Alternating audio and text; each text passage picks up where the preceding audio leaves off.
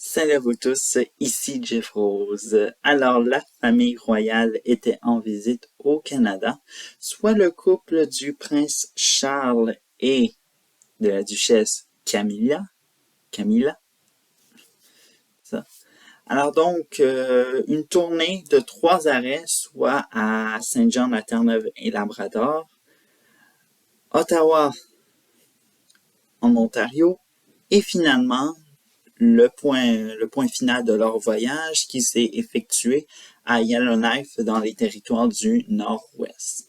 Bien sûr, les enjeux étaient, disons-le, nombreux. On pourrait dire alors donc en 2 points. On pourrait dire qu'il y a eu du côté de la communauté autochtone, des communautés autochtones plutôt, des excuses qui étaient attendues.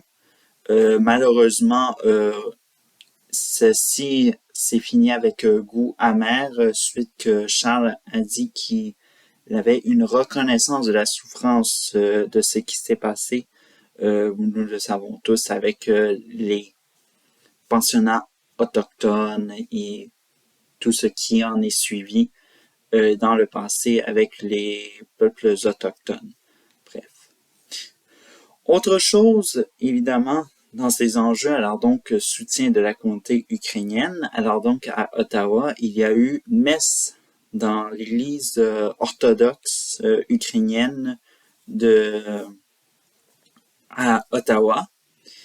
Et ce qui en fait, bref, alors donc des enjeux actuels et évidemment presque politiques entre la couronne et les Canadiens. Et ce qu'on peut dire environ dans si on peut faire une conclusion, excusez-moi, on peut totalement dire que c'est pour une autre fois un exercice de Charles qui se prépare à devenir roi, car on le sait tous, la reine Élisabeth II a eu des problèmes de santé dernièrement et effectivement, ça a forcé à Charles de prendre le relais de ses fonctions, comme par exemple qui s'est produit dans les semaines dernières, de faire le discours du trône au Royaume-Uni et maintenant faire un voyage au Canada. Bon, bien sûr que nous ne soyons pas roi ou prince, les tournées royales sont offertes pour toutes les fonctions. Mais bref, dans l'essentiel que bientôt, Charles se prépare à faire des exercices pour être roi. Et si cette tournée s'est très bien passée, eh bien, ce qui aurait le mal tourné, c'est de voir que, malheureusement, c'est de tomber sur des sondages de popularité faits par la firme Angus Reid, qui présente, disons-le, un portrait de relation entre le peuple canadien et la monarchie britannique. Et ce qui en est totalement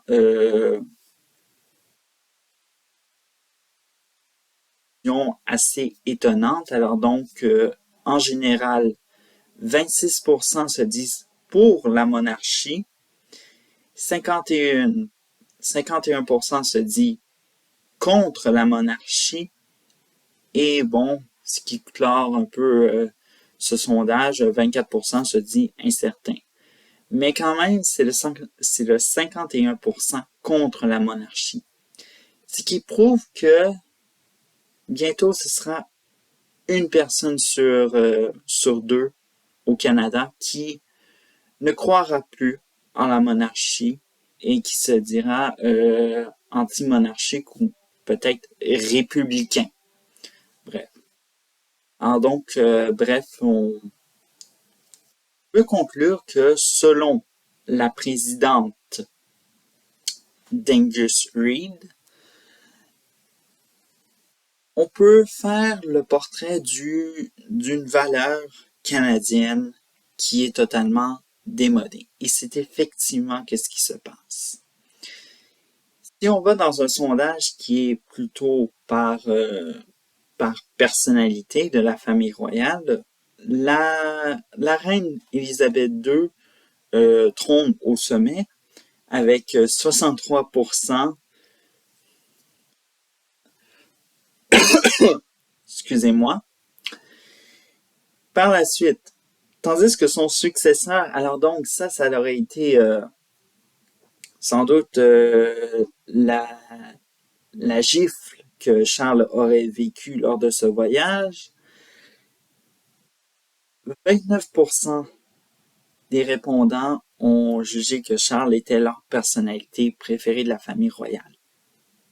Imaginez, même pas 30%.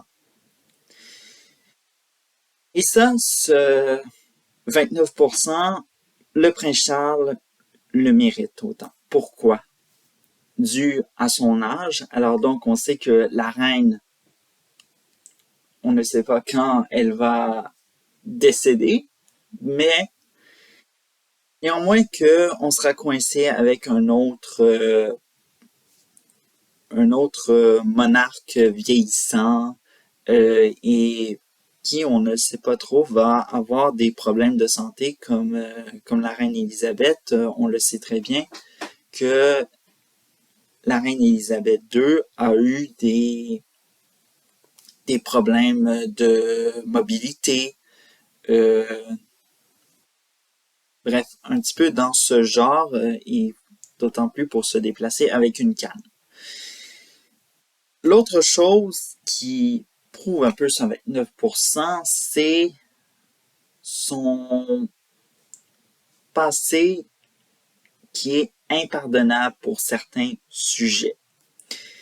On peut mentionner notamment son mariage avec Diana qui était totalement dysfonctionnel.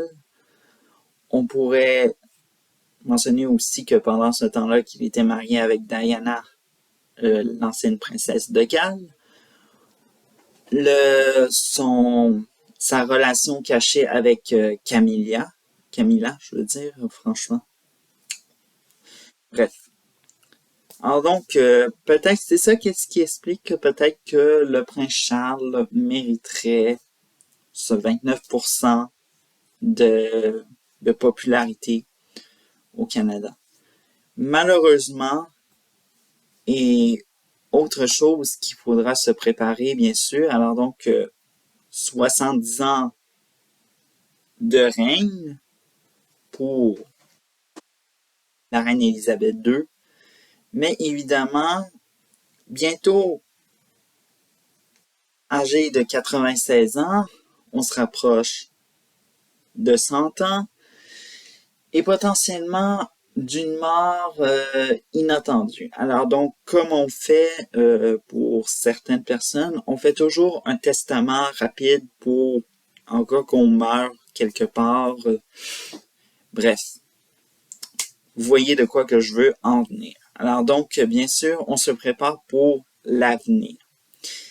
Et bien sûr, cet avenir-là, comme je l'ai dit, la reine Élisabeth qui est vieillissante, on ne sait pas trop si on va se rapprocher d'une reine centenaire dans le futur, mais néanmoins que son décès va être confirmé dans la décennie 2020. Il serait impossible de la voir dans les années 2030, toujours vivante. Bref, ce qui étant dit que on pourrait se poser une question. Est-ce que la reine Élisabeth II, rendue peut-être proche des 100 ans, voudrait rester reine ou voudrait tout simplement abdiquer de son rôle de reine? Parce qu'il faut savoir que ça pourrait devenir une première depuis Édouard VIII en 1936, rappelons que Édouard VIII n'a été que roi pendant quelques mois en 1936 avant de abdiquer pour son amour pour Wallis Simpson. Mais bref. Et bien sûr, des abdications, excusez-moi, il y en a eu dans d'autres monarchies. Alors donc, on peut par exemple prendre en 2013 Béatrix des Pays-Bas, et ça, c'est une tradition qui s'est faite de filles, de mères, de grand-mères. Bref, c'est une tradition aux Pays-Bas de voir de voir la monarque ou le monarque, tout simplement, néerlandais, de abdiquer, et bien sûr, malgré l'âge, on peut dire, évidemment. Et bref, alors donc, c'est une tradition qui se fait depuis Wilhelmine en 1948. Et bref, alors donc, on peut comprendre que c'est peut-être l'âge, évidemment. En 2014, soit dans la monarchie espagnole, on a eu Juan Carlos Ier d'Espagne qui a abdiqué, mais bon, bref, pour lui, c'était peut-être une porte de sortie pour ses différents, pour son fin de règne très difficile. Alors donc, cette chasse aux éléphants, il y a eu ces scandales financiers, bref, un peu partout. Non seulement l'abdication, franchement. Bref.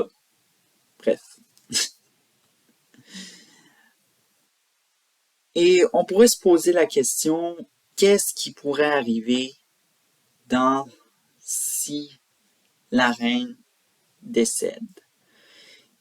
Évidemment, on peut se pencher sur le cas de l'Australie. Alors donc, nous savons tous que, évidemment, le dernier pays à savoir débarrasser de la monarchie britannique, c'est la Barbade en 2021. Et l'Australie, selon la première ministre, l'ancienne première ministre de l'Australie, Julia Gillard, avait dit que il y a presque 10 ans, ou soit 12 ans de ça, avait dit que le prochain référendum sur l'accès à la République pour l'Australie se fera au moment où la reine sera décédée. Bref. Alors donc, on sent qu'il y a une ouverture pour ce moment-là, évidemment. Et évidemment, si on dit de prochain référendum, il faut savoir que le premier référendum sur les tentatives que l'Australie devienne une république, ça remonte en 1999 où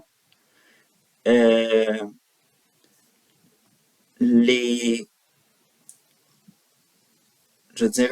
citoyens ont voté 45% pour et versus 45% contre pour que l'Australie ne devienne pas une république. Bon, évidemment. Alors donc, on sent que peut-être chez les Australiens, ça a peut-être changé au fil des années. Si 1999 a été un échec, peut-être le second n'en serait un premier. Et du côté de la Nouvelle-Zélande, eh bien, pour la première ministre de la Nouvelle-Zélande, Jacinda Ardern, eh bien, ce n'est pas une priorité pour l'instant. Et évidemment, bon, si pour elle, ce n'est pas une priorité, eh bien, pour les Maoris, c'est une urgence tout simplement. Alors donc, on réclame divorce de la monarchie et de la Nouvelle-Zélande. Mais bon, c'est un sujet qui est très intéressant et évidemment qui sera de plus en plus davantage sur comme sujet d'actualité parce que, comme je l'ai dit, on fait face à une monarchie vieillissante et d'autant plus à un successeur impopulaire.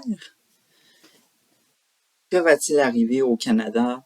Ça, on n'en sait pas parce que le premier ministre du Canada ou encore, peut-être, la gouverneure générale Mary Simon ne s'est pas prononcée sur le sujet dessus l'avenir du Canada et la monarchie britannique.